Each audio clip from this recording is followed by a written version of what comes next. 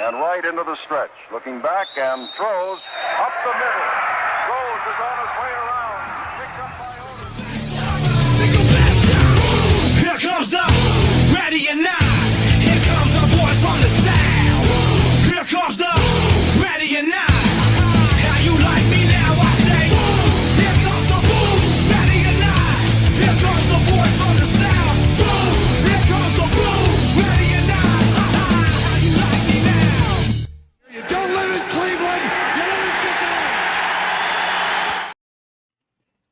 You are watching live the most inconsistent podcast this side of Cincinnati. My name is Santori Miles. We got Bengal Dad. We got Drew fucking Garrison. Big dumb dipshit, as he puts it. How we doing? How we doing?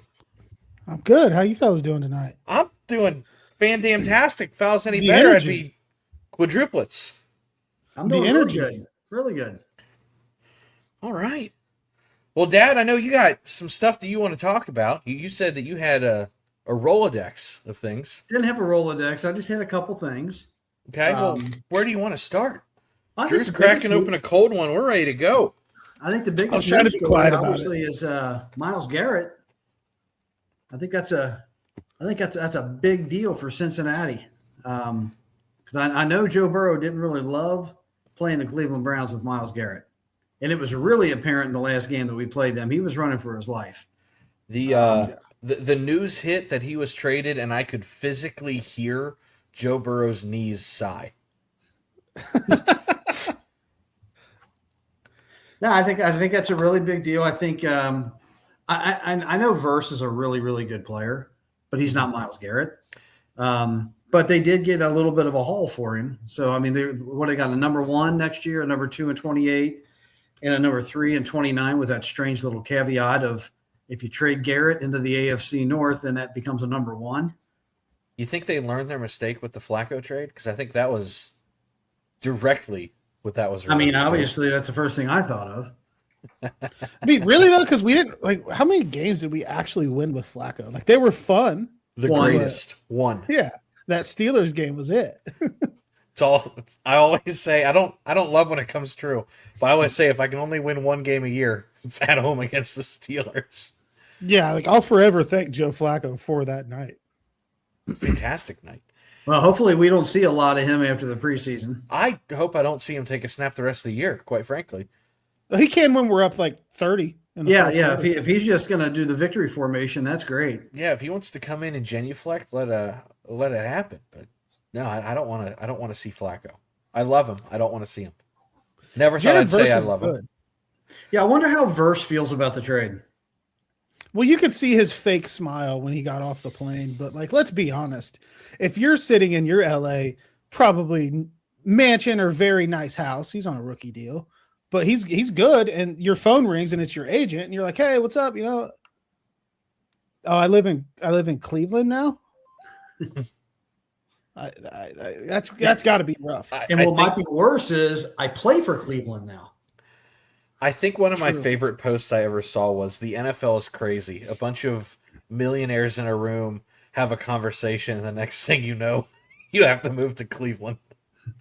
Yeah, I've made tweets like that about trades before, and then people tell me I'm racist because I said old white people get on Well, phone I calls mean, and now that's- you live in a different city. But I that's what it wouldn't- is. I wouldn't say you're wrong. I mean, what, 31 of the 32? Yeah. I would say that's statistically accurate. But shout out Jared Verse, Dayton, Ohio guy from my area. Dayton, Ohio, and I think he's still, what was the thing on, you're more of a betting guy than I am, Drew. I think he was top 7 or top 10 to still win Defensive Player of the Year. Like, it's not like they got a He's scrub. good.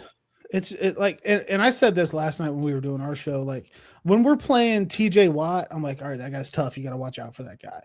You know, guys like Max Crosby, like, oh shit, gotta watch out for Max Crosby. But like, I was honestly kind of scared when we played Myles Garrett. Like, he was built in a lab There's for this. Yeah.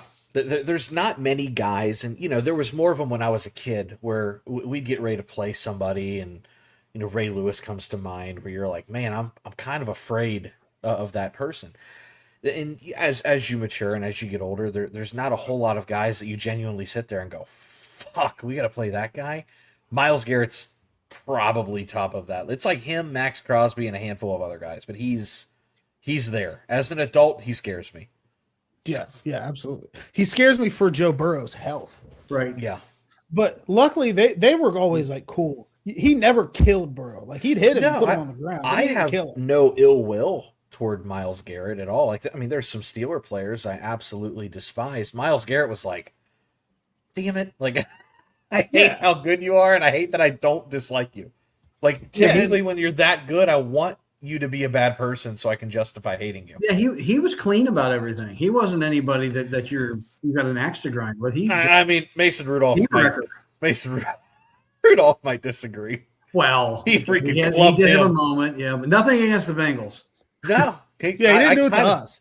He did it to Pittsburgh, so we were all on his side. Yeah, the enemy is my friend. Go get him, Miles. Tear it up. Yeah, I was super happy. Now, on the piggybacking on the Myles Garrett stuff, did you see, Dad? I know, Drew, I'm sure you did. Dad, I don't know if you saw it or not. Did you see who's now contemplating coming out of retirement? Because Aaron of this? Donald. Jesus. We're finally going to get back to the Super Bowl, and it's going to be Donald and Garrett. Please. I need 10 offensive everybody's linemen. already handing them the Super Bowl, which you know what happens when people do that. That team doesn't make it to the Super Bowl. It's just the way it works. I know, but they were already one of my top favorites to go, and now we're going to add Garrett and possibly Aaron Donald back into the mix. I don't think that he comes out of retirement, though. No, he's been out for retirement. 2 years, and he's like, if I find the fire, I'm sure he's still in phenomenal shape. I think the fire is going to be in the paycheck. I mean, Yeah, but if that's your fire, that isn't the fire that you want. Just ask James Harrison that. Yeah, check collectors 101. Yeah, that's very true. But I people were like on Twitter telling me like this is bad for the Bengals because we're definitely playing the Rams in the Super Bowl and he's going to wreck it. And I'm like, look, I know for sure I don't have to see this guy twice this year over maybe I'll see him in February because so much can happen between now and then. If you they could guaranteed stink. If you guaranteed me we were going to play the Rams this year, I would sign up for that in a heartbeat because there's only one way. Yeah.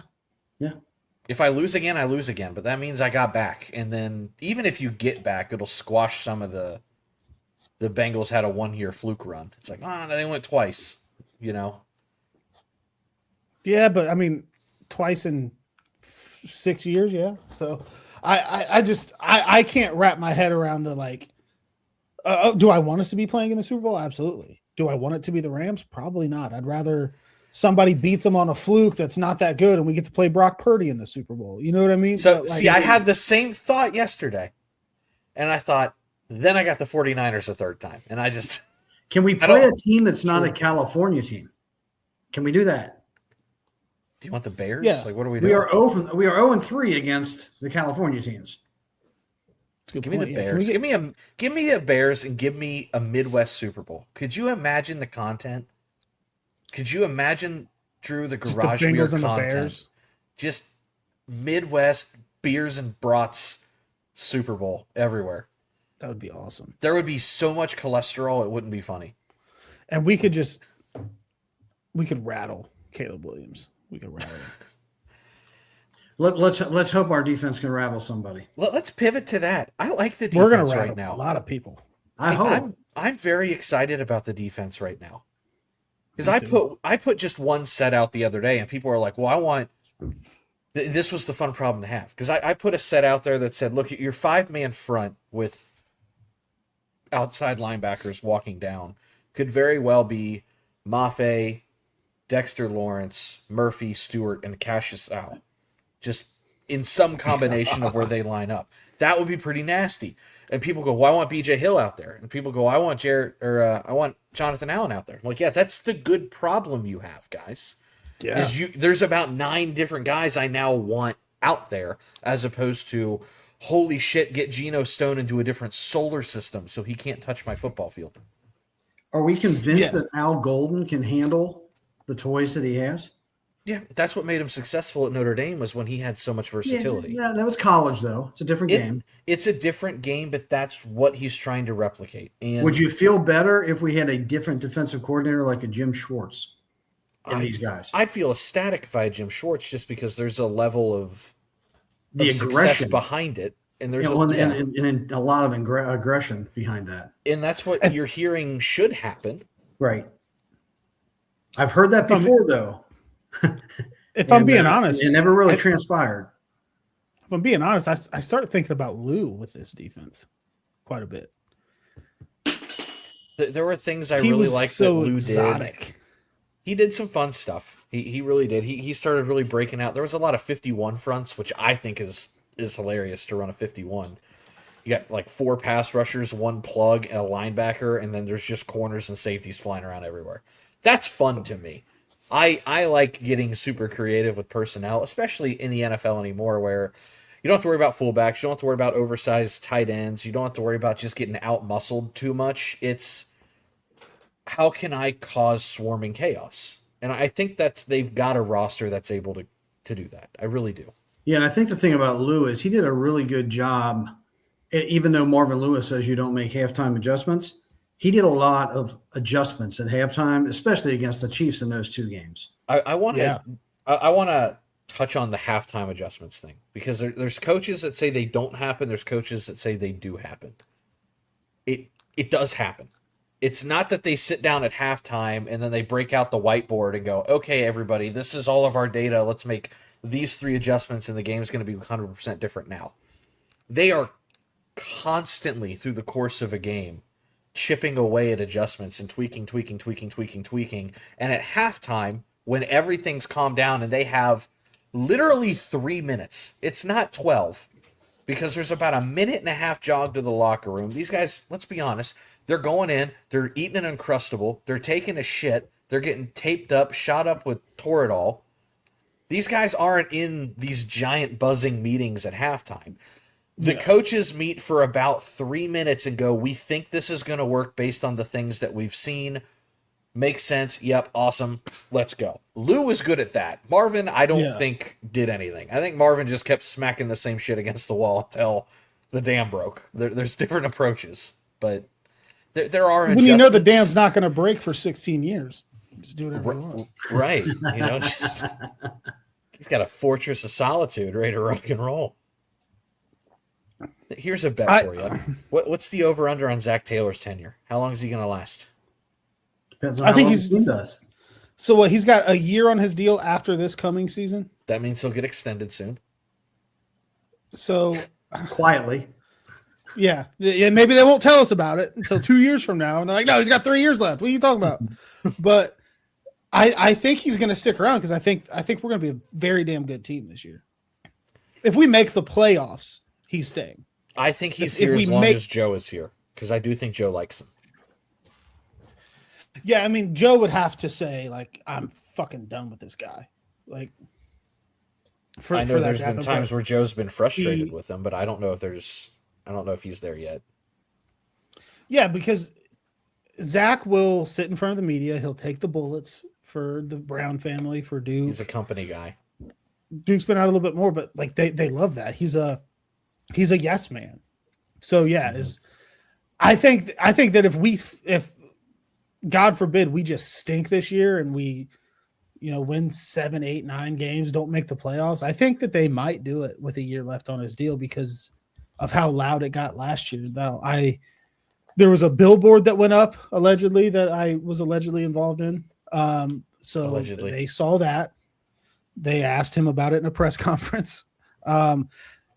Lots of people I saw get off the season ticket wait list this year, which means a lot of people left. So I think that if, God forbid, we just bomb again this year, I think that they could really look into making the changes because I don't know how you come back from it with how loud it got from the fan base. Yeah, on the heels of what they did this offseason, it wouldn't be surprising if they had a bad year if they just took that next step. Yeah, because how do you tell them, like, we gave you everything? Your offense was there. We gave you Dexter Lawrence. We gave you Jonathan Allen. We gave you Boye Mafe. We got you Brian Cook. Like, sorry, buddy, if you can't win with this, you got to go. Well, to me, one of his biggest issues is he just can't ever get this team consistently prepared. There's so many holes throughout the course of the year where they just don't. I don't want to say they look disinterested, but they look completely disorganized. It's like sometimes when they have a situation that happens to teams all the time. It looks like it's the first time the Bengals have ever seen it. So I don't that part of his game. I think some of his game prep or his situational prep lacks, and that's what concerns me. I know he knows how to run an offense because it really didn't matter who was quarterbacking last year. The offense just lit it up. So I don't think he's got an issue with that piece of it. Yeah, here's a fun duality to talk about, and I've been guilty of this too, where people talk about Zach Taylor as a play caller. People will say they hate Zach Taylor as a play caller, and I've been there definitely at times. Dad, I know you have. Drew, I don't know where you lie with Zach, but sure. But then in the same breath, we'll go, guys, we've one of the best offenses in football. That's like, that's a fun duality to have. I trust Zach to run an offense, but I hate him as a play caller. I still like that inside end around to Trent Taylor at the goal line. Yeah, I know you did. I think I was the only guy that liked that play. It didn't work. The off-brand Philly special against Baltimore, followed up by the shovel pass to Stanley Morgan. That was one red zone possession. Yeah, I remember. And I think they got bailed out and got a first down in the middle of that. I think there was like a defensive holding, and they got 3 or 4 more plays and still couldn't get it done. And I remember sitting in the stands, and I was like, you had 8 fucking plays from the 2-yard line. What are we doing? My issue with Zach is not necessarily like the offense is great, and the offense does well when it can do the spread him out, throw the ball around the yard.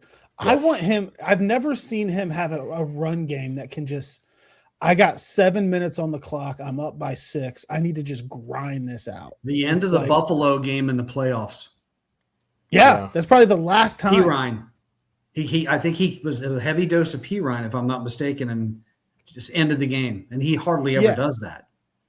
I think that's my biggest complaint with how the offense is, because there were games last year where it's like everybody in the stadium knows like our defense cannot come back on the field. There's 4 minutes left and we're up 3. Our defense can't come out here, but it's like shotgun pass incomplete, shotgun pass, gain of 2, shotgun pass incomplete. Now we got to punt.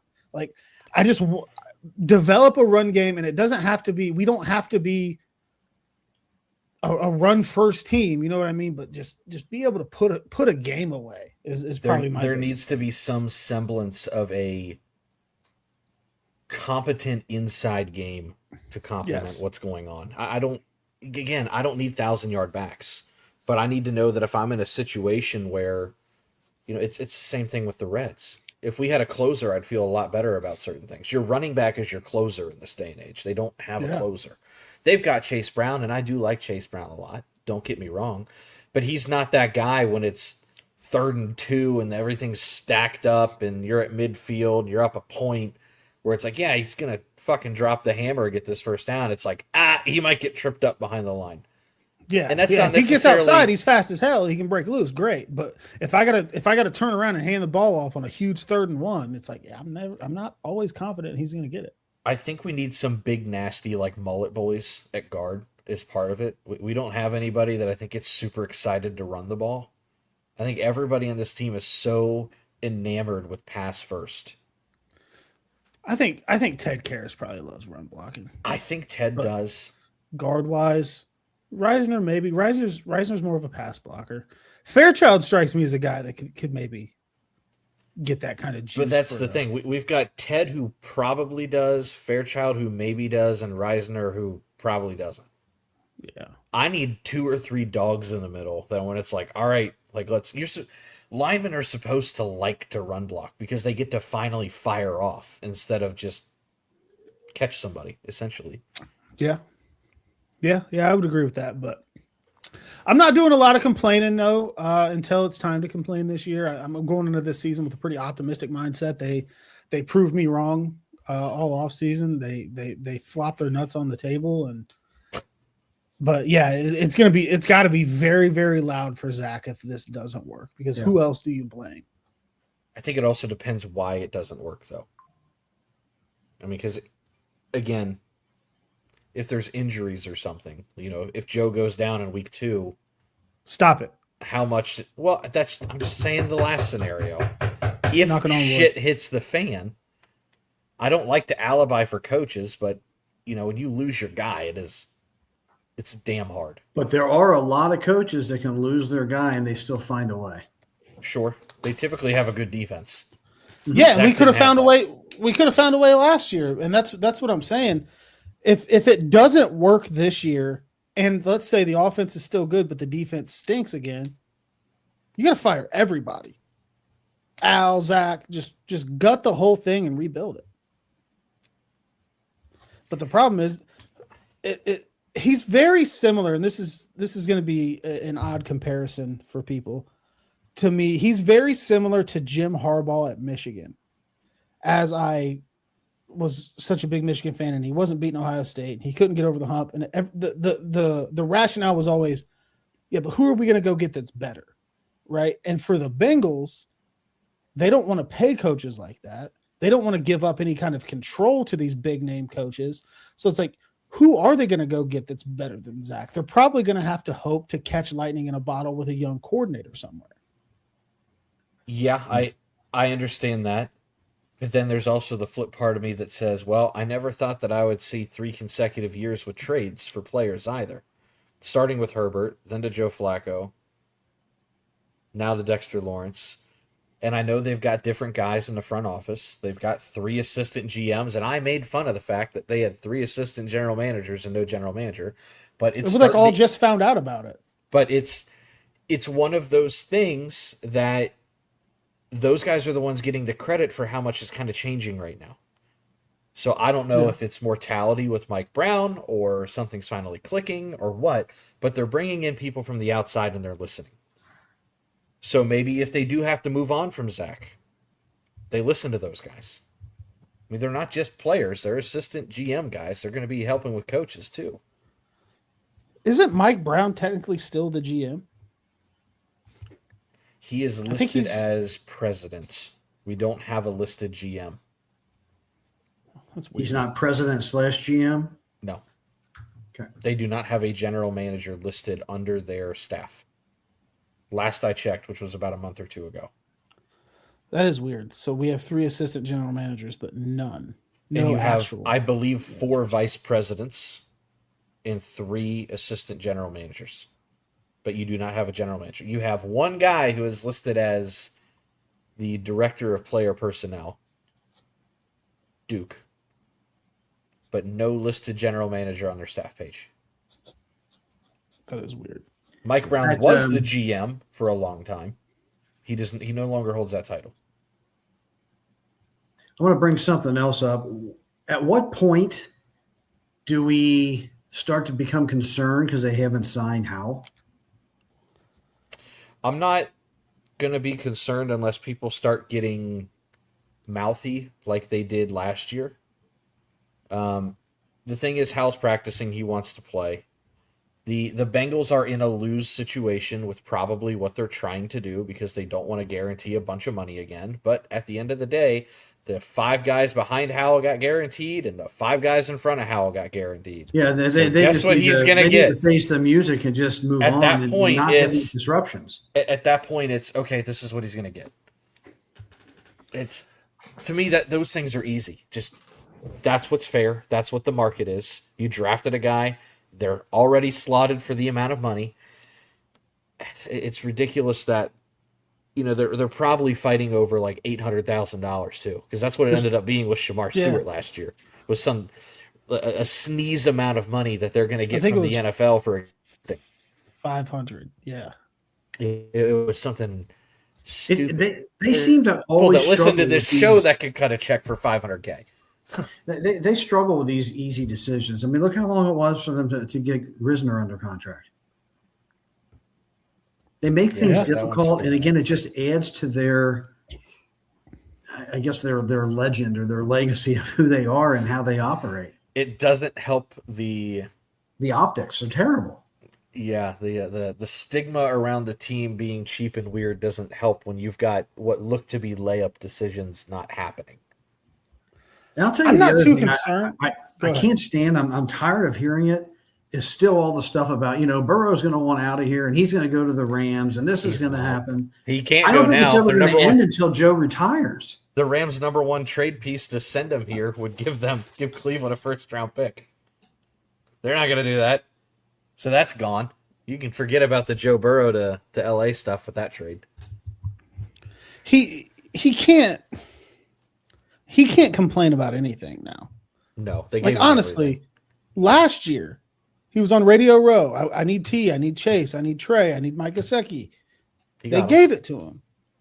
And then this year he didn't say that he wanted or needed anything, but they went out and they like the best safety on the market. They went and got him. Best defensive tackle in the league. They went and got him. Jonathan Allen's a monster. Went and got him. Maffei's the guy that's like they're banking on a repeat of the Trey Hendrickson thing where we sign trade. It's like, yeah, he's pretty good, but nobody really knows who he is. And then he takes that big leap. I think they're banking on that with Maffei. But like he can't have any reason to be upset about roster construction and them giving him what it takes to win at this point. If he's going to be upset about anything and want out, it's going to be because of Zach or the coaching staff. And all Burrow has to do is walk into Mr. Brown's office and say, hey, I need you to fire this coaching staff or I'm out. And Mike's not dumb. He doesn't like to give in to demands or whatever, but he's probably going to fire the staff. Yeah, I don't think Joe's got much that he can be upset with right now. Yeah, I don't want to repeat of last year. That act he put on for that press conference and that week that followed, then he laid an egg and couldn't score a point against Baltimore. That's not the Joe Burrow that I'm really a big fan of. That needs to be shelved. He needs to step up, be a man, and just do his job. I don't know if he was like that was his way of trying to send a message, or maybe he said he's like, you know, I was just having a bad day and it happened to fall on press conference day. So I don't know, but I don't know that game against Baltimore, he looked completely disinterested. Yeah, it was like 12 degrees below zero though, so I'll give him that. I was out there. I was shirtless at the tailgate, but I was out there. Yeah, I skipped that game. I'm not gonna lie. That was Greg like passed out in the seat next to me. He was like asleep, and it was like the first quarter, and I was like, can't sleep in this weather, buddy. You will die. Why was he sleeping? He fell asleep. I think he worked a lot because he does landscaping, and I think he was doing some stuff with landscaping the couple days before prepping, and he was gassed. And he fell asleep in the seat in like the first couple drives of the game, and I nudged him. And he's like, "Huh, huh, huh." Like, Greg, wake up! You're gonna die. You'll die. It is below everything out here. There is no temperature. We don't have a scale for this in America. It's bad. He seems fired up though. Joe seems happy. Joe seems in the right frame of mind. So I think that's just people looking for clicks on the internet and shit to talk about right now. It's like, oh, we now finally have a couple mainstays in the national media that are saying some good things about the Bengals. Even Adam Schefter. What? That surprised me. What is that? What nugget did they give him? Did they let him back in the door for the news feed again? Like, he's got the script. The owners have always the rumors have always been that Schefter hates the Bengals because they won't give him any nuggets. Maybe they gave him a nugget of something. Yeah, because Jordan Schultz was getting all the Bengals scoops most recently. Mm-hmm. Jordan Schultz is one of those guys that if he gets it, it's probably happening. Yeah. Dad, did you want to switch gears to your boys this summer? They're yours right now. I don't think so. I don't have a whole lot of positive things to say about them. It's injury after injury. It's ridiculous. And every piece that they try to bring up from the minor leagues, they perform well in the minors. They don't do anything in the majors. I'm not sure what Francona can do about that. I mean, the guys do have to be able to hit the ball. Yeah, I've seen a lot of bitching about Francona right now, and I'm not watching enough to really see what strings he is or what levers he's pulling and in the game to be educated enough on managerial decisions. And I hate that I've gotten to that point, but I don't have the equity that you do. Yeah, I watch it every night. I can't anymore. It's embarrassing, and I've kind of, I don't want to say I've given up. I still tune in. We go to B-dubs once or twice a week. I'll watch when I'm there. I do pay attention on my phone what the score is.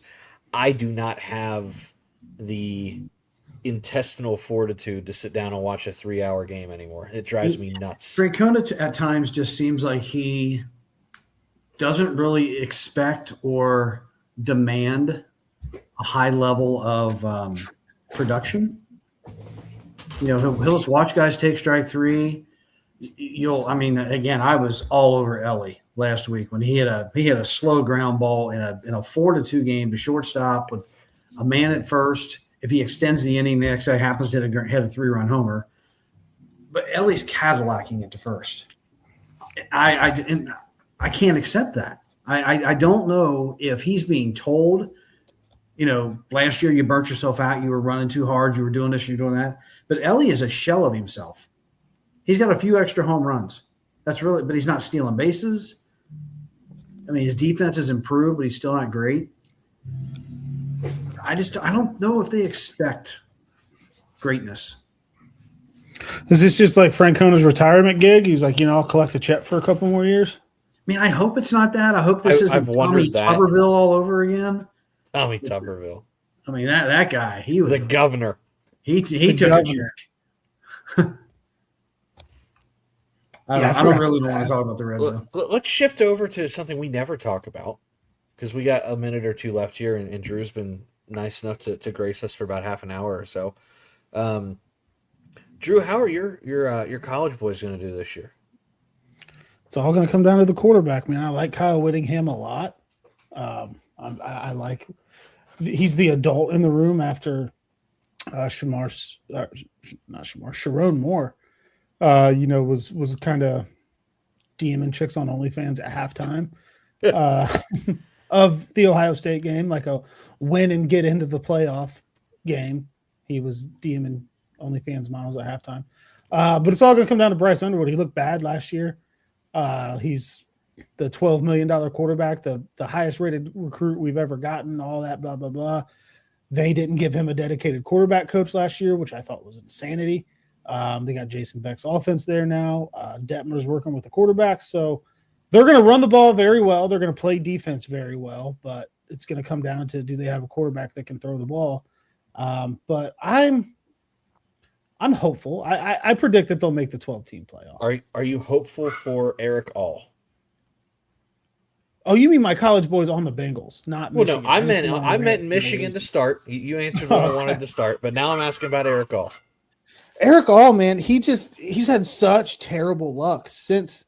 Hey, tell her it's the guy from TikTok. Hey, Ashley, it's the guy from TikTok. He came out of nowhere, spotted in the wild. Eric All, he was making an impact on the Bengals before he got hurt. Mm-hmm. Like that Philly game specifically, I know we ended up losing it, but and Zach said it, dude. He just wants to run through somebody's face. He's physical. He's good enough after the catch to make some plays, but he's very physical. He can bring an element of almost like an H-back for blocking purposes. As long as he stays healthy. I saw there were some clips of him running at OTAs yesterday. Looked a little bit of the stiff. hitch in his giddy up. I feel like, but man, if he can. He's also not somebody that I need running, a 20-yard dig either. I need him to run pretty simple route tree. So you would think he could still be all right. I hope his knees are good. Get to the sticks, make the catch, take the hit, go down. Like that's all I'm asking. Eric was a top tier, we'll call him a Chipotle delivery driver. Drew, I don't know if you know this or not. Ashley, who was just here, who loves you dearly from TikTok. Ashley worked with Eric's mom in her previous line of employment, and they used to get Chipotle ordered all the time, and Eric would hand deliver Chipotle to Ashley like 2 or 3 times a week for like 4 years. So I've got personal connection here. I need it to pan out. We spent a lot of Chipotle money with Eric. Fairfield guy. So was in a burning house as a baby, and somebody saved him. We got a lot of Chipotle because of that saving. Now I've got a tight end. I've been fed because of this, saving a baby from a fire. I've got a tight end because of it. It's fate, and I need him to catch the game-winning pass in the Super Bowl.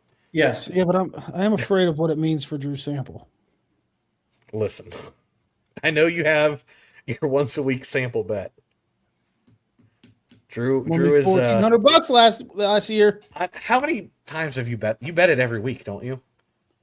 at least $20 every game. That time I bet 50, and he scored. We were And he losing hit. by $1 billion to the Vikings, and he Every scored a touchdown that meant absolutely nothing except for my bet slip. What were the odds on that? It was like plus 1,400 or something like that.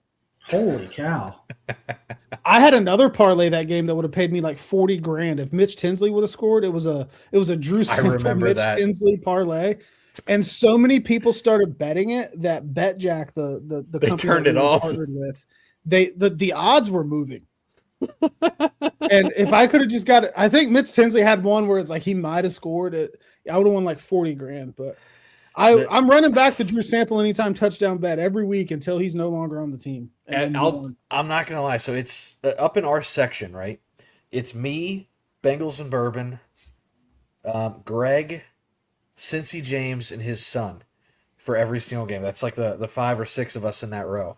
And every single time we get down to like the 3-yard line, if Sample gets flexed in, everybody goes, "Let's do it for Drew." Like we all like get really excited for you. We're like, "Come on, hit it for Drew." When he scores, my Twitter mentions are just like, Oh, I know. We all start tagging him. We're like, that's it. That's if we can't win, we need to get Drew his anytime Sample touchdown. and I tweet once a game at least, like, throw it to Drew Sample, you fucking cowards. I'll talk about my parlay that got away. Dad, I remember you and I were watching this one closely because you laughed. I think it was like the first game that betting became legal in Ohio. It was early on, and we were playing the Jags, and I made an 18-leg parlay where 20 would have turned into 40 grand, and I hit 17 of the 18, and the 18th, it was we were playing the Jags. I needed a Calvin Ridley touchdown, was the last one. And he popped it, and he got tackled right at the pylon, like half a yard short. And they were reviewing it. And I'm like, if he makes it, I win 40 grand. But the Bengals are probably going to lose because there's like a minute left. And I was sitting there going, do I want 40 grand or the Bengals to win? Like, because we're watching it, and like halfway through the game, I'm like, oh, there's another couple yards. There's another one. He scored. There's another few receptions. And I had so much going on. And like the start of the fourth quarter, I looked at my dad. I'm like, I need like 30 yards and a touchdown. Like I've checked all of it. He's like, no way. And I show him, and it's got all the little green check marks. He's going, holy shit. And then Calvin Ridley pops it, and I'm going, ha! I don't need you to score, but I kind of, if you told me we were going to lose anyway, score.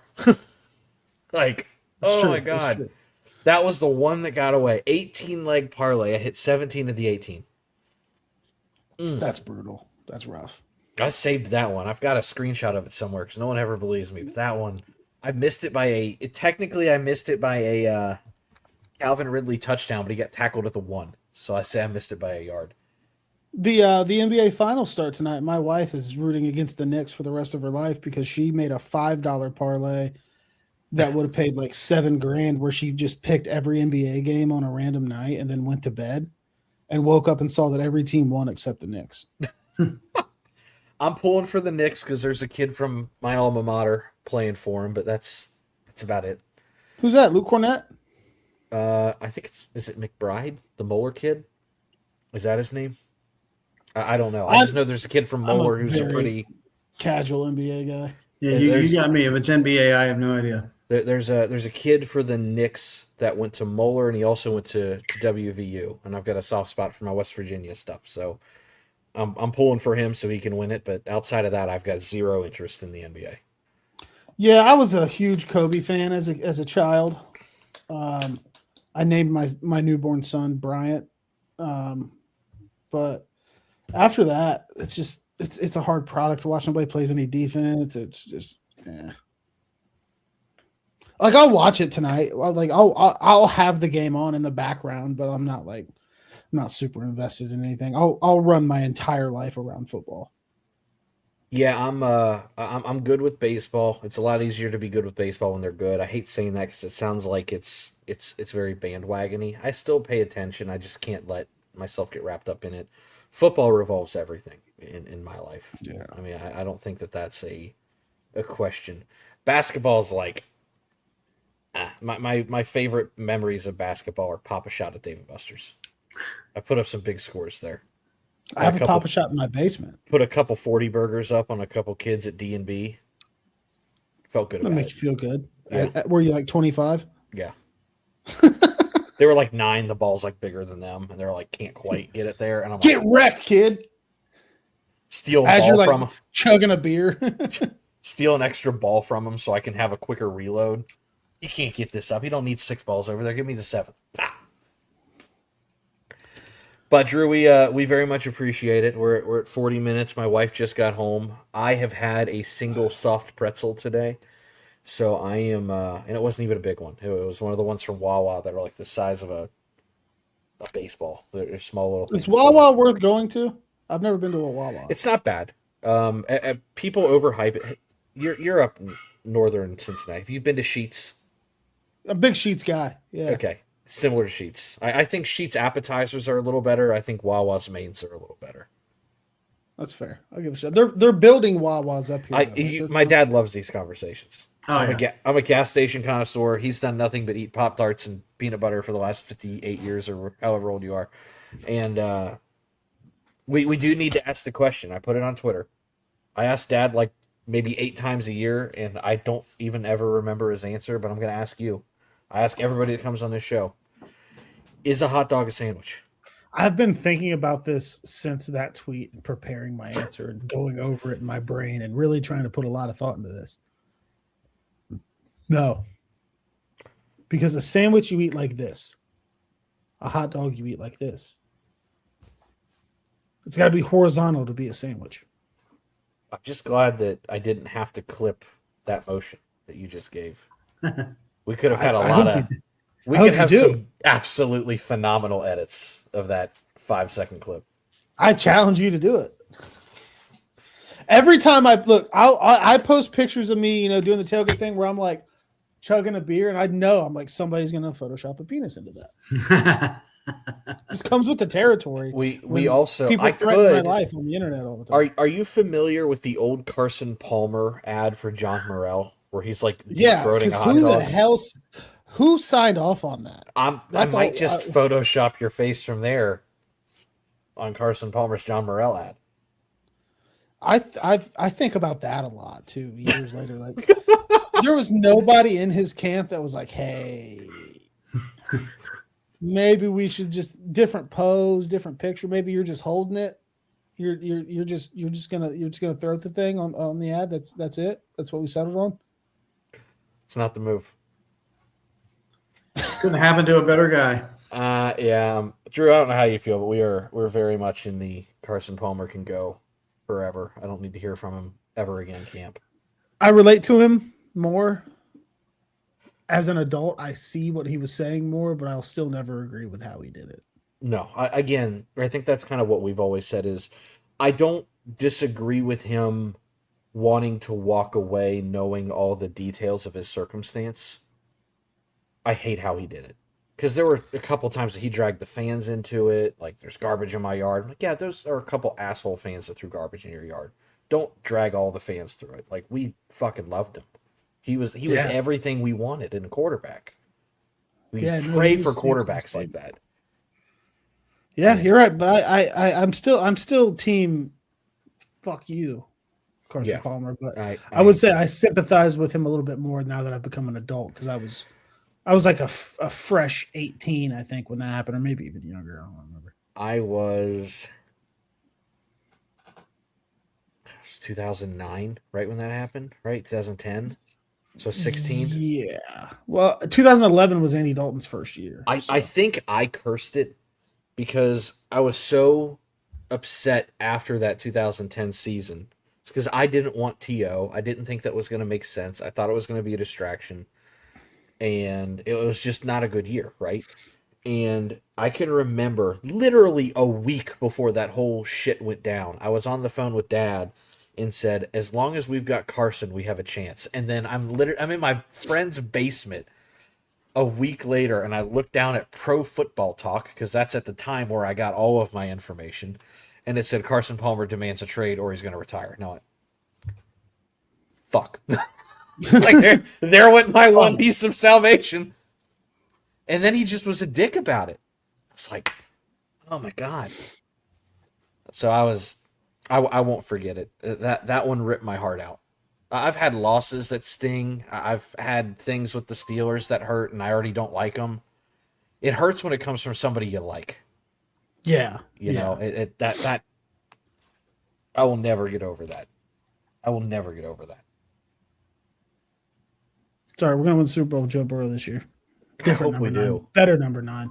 I hope we win a Super Bowl with him, and the first thing I'm going to tweet is to Carson Palmer. Just said, "Go fuck yourself." That's it. Yeah. Does he have a Twitter? Because I would like to have that in the draft. I'm sure he's got a burner somewhere. It just might say, "Dear Carson Palmer's burner." Fuck off. We did it. We didn't need Zach you Taylor and your attitude. confirmed. Zach Taylor confirmed he has a burner, and I've been They all do. I've been trying to dedicate my life to finding it. I mean, I know Elizabeth does. She sits 2 seats in front of me at the Bengal game. I talk to her periodically about stuff. I know she's got one. I like how she sits with the fans. She's not tucked off in the box somewhere. I will say there were a couple games last year where I didn't see her, and I'm like, things are going bad. Is she hiding? And then the last couple games she was there, and I'm like, well, if she's here during this crap, I'll give her a little bit of credit because this was not going well the last couple games. It fell apart. I got a handwritten note from her one time, and I was like, "That's cool as shit." That she just can't. That's the Mike Brown thing. He writes hand letters to everybody. If you write him one, he'll write back. You just can't say super mean things like I want to. Marvin Lewis wrote me one. I still have when I was a kid. Elizabeth wrote me one like a couple years ago because we helped host an event in Dayton, and I was like, that's cool as hell. She gave a shit to do that. She is very important and responsible for a lot of things. As I twirl a screwdriver for some reason. She is. I don't know how far in depth it goes and how much weight she's gonna carry with it over the next 50 years of her life, but she's very different than her parents. I will say that. She's very, very different from her parents. Dad, I know, is more results driven. He's like, I'll believe it when I see it. Yeah, I mean, that's all I really care about. He's like, I just want to win. He said they all still suck without the wins. That's fair. But again, I've said thank you 8 times. Thank you again for jumping on here. Thanks, Drew. Yeah, not a problem. You're always welcome. We got to get you down to the barn for a You got to game. come to the barn. That's Batavia, right? Yeah. Yes. I'm gonna be in Batavia Friday. You just need Cincy Hat golf outing. You just need to. Where's it at? Is it at Stone Lick? Yeah. Then you're gonna hit my dad's house with a golf ball, and we know what happens when you hit people's houses with a golf ball. I'm not liable to pay for it. Actually. Do you live on Stone Lake? No, across the street, basically. Or my street almost dead ends into the golf course. Yeah, I might hit your house then. If you hit his house on the golf course, you got a hold of one, and you really got a hold of one absolutely the wrong way. Yeah. You hit it about 800 yards the opposite. You teed off the wrong way with a shotgun. Yeah. Is it a functional malt shop? Yeah. To a degree. Well, as long as I prepare what I need to prepare, then yes, I do turn it into malt, and I can make UDF malts. Can anybody tell me what the difference between a malt and a milkshake is? Yeah, the malt. Malt is the actual ingredient of the powdered. What is malt? Malt is it's almost like a starch, but you can flavor it. So it's almost like it's like the inside of a Whopper, not the hamburger. You know those little chocolate Whoppers? Yeah.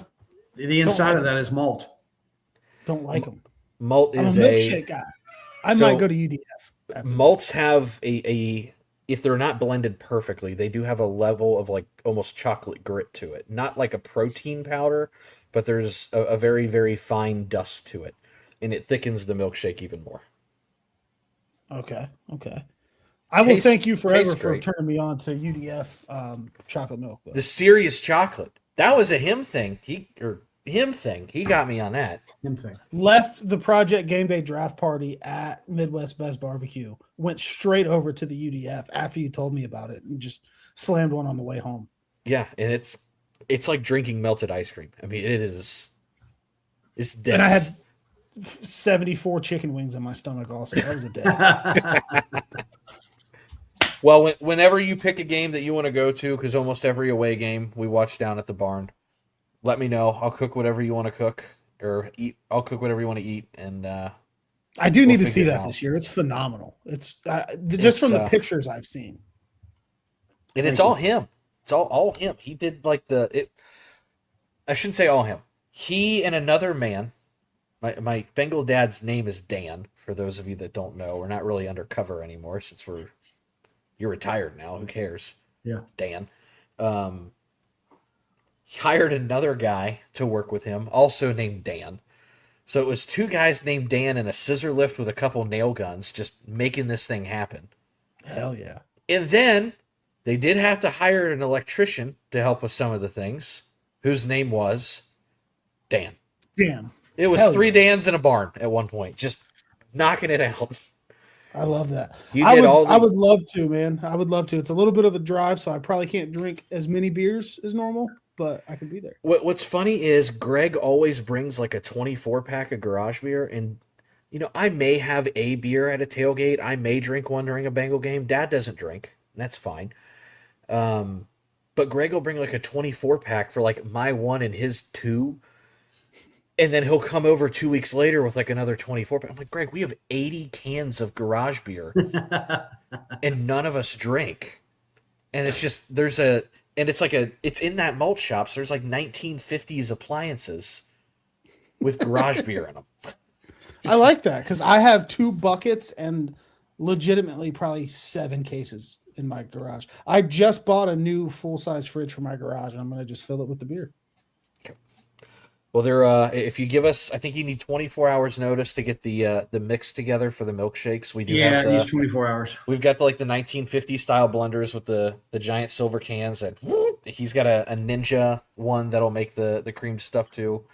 Well, the I Ninja don't one wanna needs put pressure on 24 it. hours. The UDF, I can do that on the fly. Okay, I well, don't want to put the guy out. If he's going to invite me to his barn, I'm not going to make him spend 24 hours preparing for me to show up. Well, I mean, I'm the one that takes the food game seriously. You can ask him. I think the last time I went over there, I brought pulled pork, smoked chicken wings, southern baked mac and cheese. There we go. I mean, I go pretty all out like every game for it. I'll bring chips. That'll work. Well, we typically have quite the rotation of chips. My stepmom basically lives on wedge salad and chips, and I mean that with all due respect. The chip game is strong in the Bengal dad house. All right. Well, sounds like a plan. Let's find an away game that works. I'm going to probably go to Indy. We probably are too. I think we're going to Indy. Couple My, games. I was looking at. My sister's. Do we want to call him boyfriend, future fiance, whatever it is? Super serious relationship. He's from India. Do you like him or do you hate him? We love That's him. what that. He's okay, actually He's a good guy. You can call him that. If you hated him, you'd have to call him something else. he's a doctor, and I think Smart. he's a doctor. He can fly planes. He's I think he was a professional sponsored skateboarder at one point. Like he kind of like makes all of us look bad, but he's pretty cool. Well, that's good. That's what you want for your sister or Yeah. your daughter, Bengal Dad's daughter. That's St- my stepdaughter. Stepdaughter, Still, stepsister. that's Yeah. that's what you want. So yeah, good for them. Well, yeah, man, I'll make it happen. We'll come out for an away game. All I need is a chair and a phone charger, and I'll be ready to go. The I think we chairs have got phone that. chargers built into them at the barn. What a flex! Did you see how I have a there's no couch muscle with there? phone. I have a couch with phone chargers, but not a whole barn. There are two. You know what a love sack is? I know that's kind of a weird question. The giant Yeah. beanbag chairs. Two striped love sacks.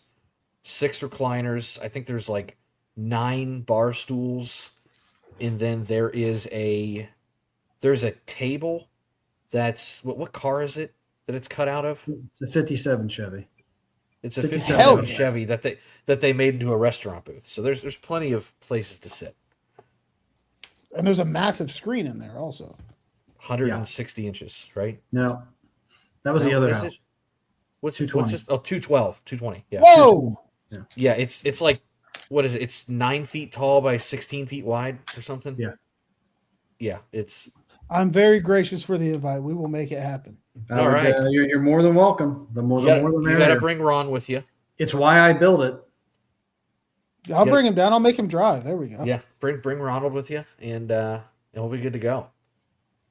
Sounds like a plan, man. I appreciate you guys having me on. This was a blast. Yeah, awesome. right, thanks, for Drew. the 10th time. Peace out. All right. See you guys. See ya. For all of us here at Rally Around the Natty, that was Drew Garrison. That's Bengal Dad, and I'm Santori Miles. Go fuck yourself, Pittsburgh.